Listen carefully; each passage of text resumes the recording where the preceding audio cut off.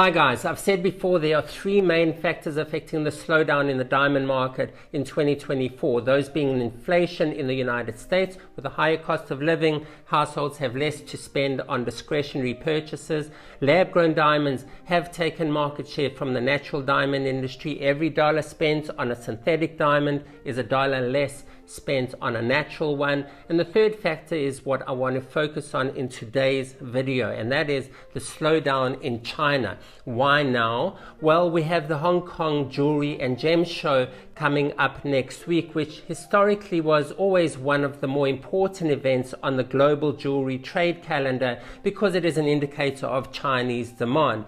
It's not clear that this is still the case because Chinese demand has been on the decline in recent years, and so the show has lost a bit of its spark. We've been reporting sluggishness in the Chinese market for some time, but actually the major jewelers that we follow had a very good year in 2023, and that was due to the surge in gold demand.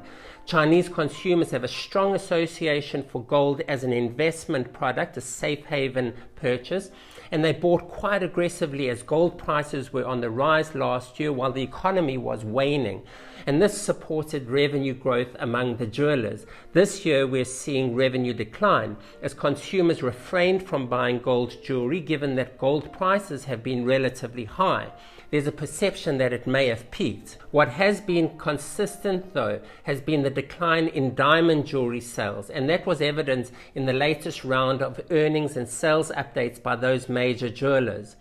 Chow Tai Fook reported a 31% year-on-year drop in gem set jewelry same-store sales in both China and Hong Kong, Macau for the quarter ending June 30th, while diamond same-store sales at Luke Fook Holdings fell 52% in that same 3-month period. And Chow Sang Sang reported that its gem set jewelry category declined 42% in mainland China and by 21% in Hong Kong and Macau during the first half of the calendar year, as management said that diamond jewelry sales followed the global downtrend. These numbers are somewhat steeper than the global trend and indicate to me that China is a causation factor in the global story rather than a casualty of what's happening elsewhere. In truth, while these numbers are alarming, we're more interested in the forces behind the decline. What's causing the weakness?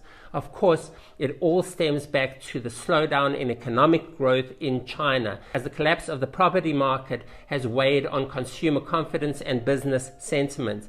The economy grew 4.7% in the second quarter compared to 5.3% growth in Q1. The FT reported last week that several analysts have expressed skepticism the country would hit a 5% growth target for the full year, citing a deeper than expected real estate crisis which is affecting confidence. In such an environment, consumers naturally exert caution, raise their savings and reduce their discretionary spending. And they've been doing that for a while now, considering that was the dominant mindset during the pandemic. And we have to remember that China is relatively fresh off of COVID, as lockdowns were only lifted at the beginning of last year, the beginning of 2023.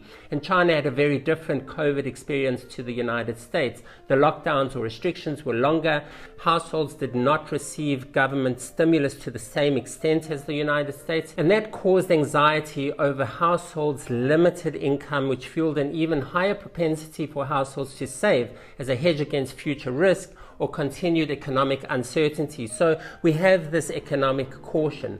But there are also cultural factors and diamond-specific challenges that are impacting demand. In particular, more of the younger generation is choosing to remain single or delaying getting married, a trend many believe has intensified as a result of the pandemic and the weaker economy. Finances play into that marriage decision, and marriage registrations are well off their peak from a decade ago.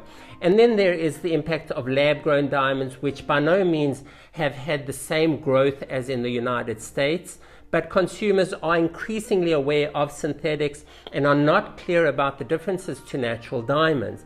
That confusion, let's say, doesn't help the broader category. Chow Sang Sang has launched its lab-grown diamond subsidiary called the Future Rocks Company, which is an interesting development. I think it's the first of the majors in the region to make such a play for synthetics.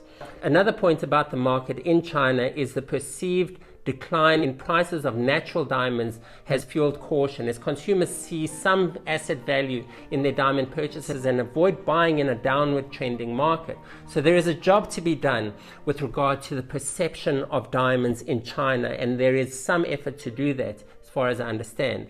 I'm curious about the local jewelry influencers and their reach and the role that they can play. I don't know who they are, but I think they can play a big role if they are not already. But we'll see what sort of marketing activity takes place in the fourth quarter ahead of the Chinese New Year, which begins on January 29th.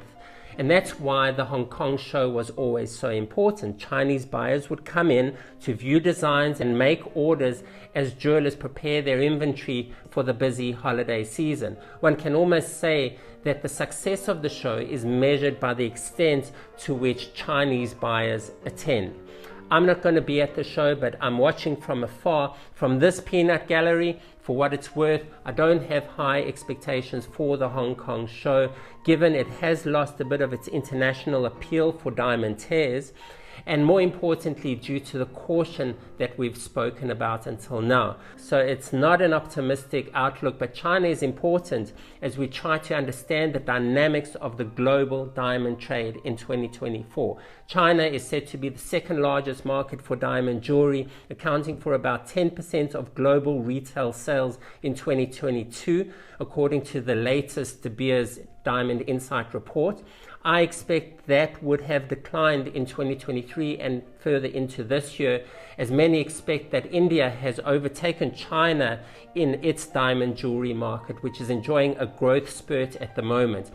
But they're very different markets, and I'd argue that Chinese retail or consumer spending on diamonds in China still has a greater influence on the global diamond trade than do Indian retailers and consumers. And that's for various nuanced reasons that maybe should be a subject of a future editorial. So as we work to lift the market out of its downtrend, and of course there is the supply side that is being restricted to realign with demand, but from a demand point of view, and we want to lift demand, we look at the United States, we assess the impact of lab-grown diamonds, but we also keep a watchful eye on China. Let's hope that next week's Hong Kong show proves me wrong and signals a turning point for that important market. What are your expectations for the Hong Kong show and the Chinese market in general? Let me know in the comments. If you like this video and want to see more content about the global diamond and jewelry market, hit the like button and subscribe to my channel.